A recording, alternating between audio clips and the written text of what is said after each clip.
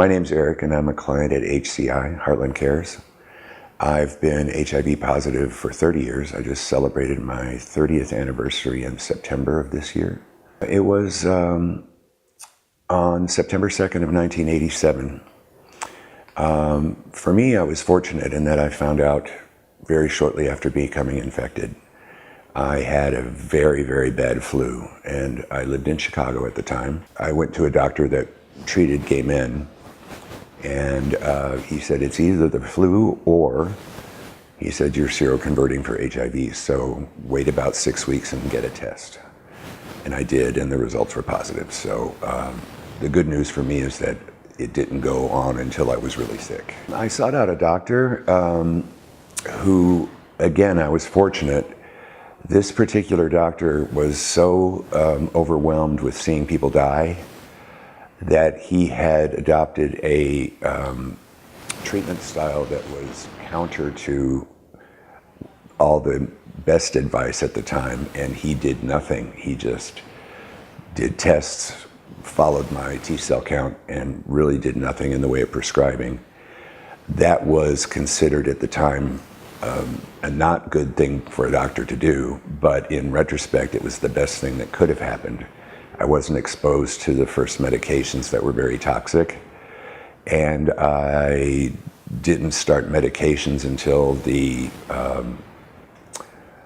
ART, or highly active antiretroviral therapy, became available, the cocktail, in about 95.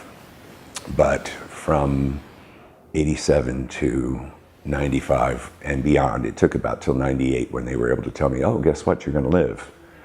So I spent a little over a decade expecting to die. So my mother gave a good face that she took it well.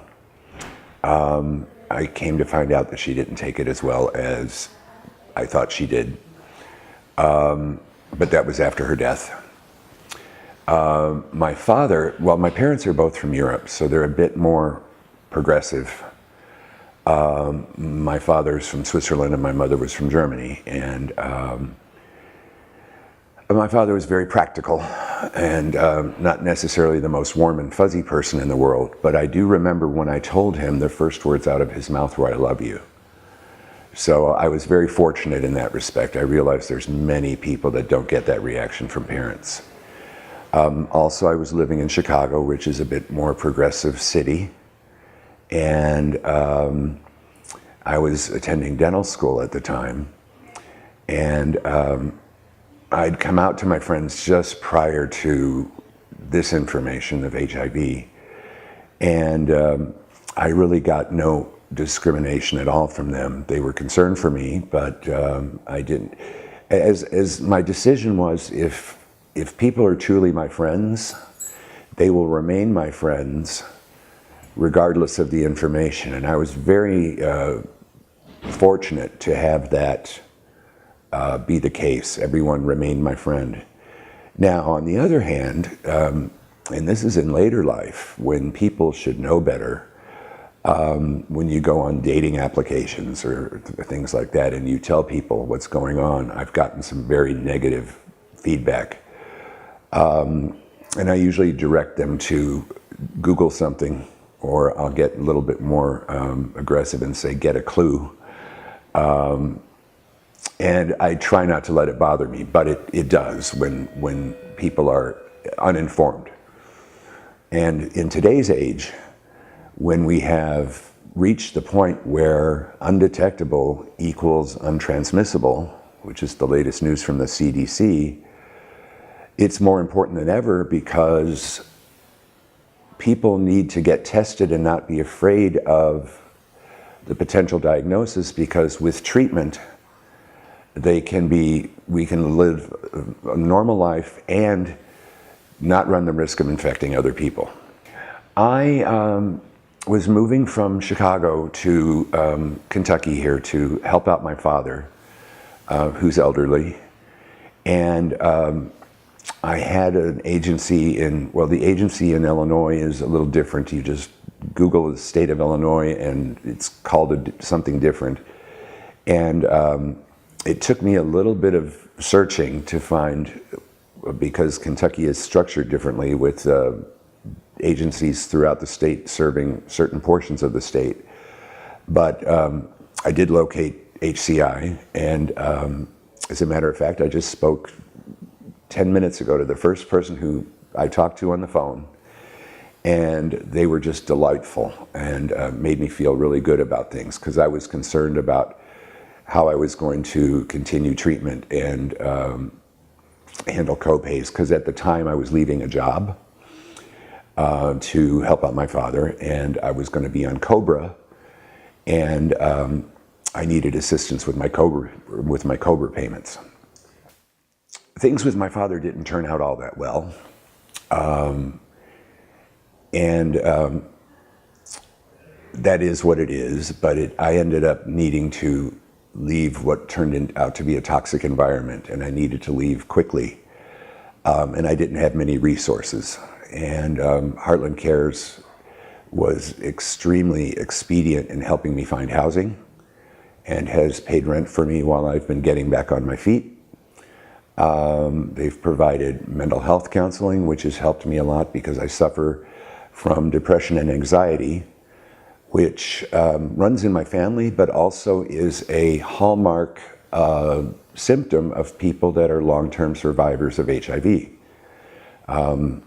Just because I'm here 30 years later doesn't mean that everything is rosy and I'm all better. There are challenges mentally and physically to being a long-term survivor,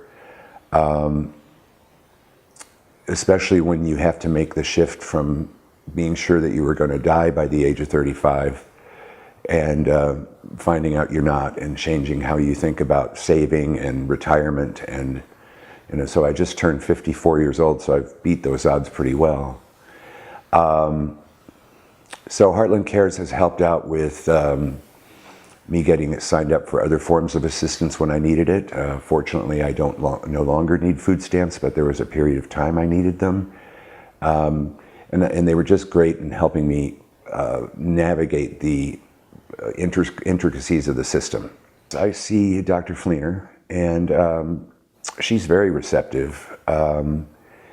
Again, I came in with essentially no problems, so I was in maintenance stage. Because I've been HIV positive so long, I have developed resistance to a number of medications, so I'm not one of those people that are eligible or able to take a 1 pill a day solution. I take 4 medications, and those are taken twice a day. Well, actually, not all of them. I take 2 medications in the morning and 4 at night. But I've been used to taking medication twice a day for so long, it's not a big deal. We looked into other options for me, but right now, these are some of the newest medications, and they're just not formulated into single pill solutions, which are not a big deal for me. She has helped me with making sure that my depression is under control, and has been a really good asset. I was hospitalized with something completely unrelated. I had a pulmonary embolism, but she was the attending physician that came into the hospital, and her bedside manner is phenomenal.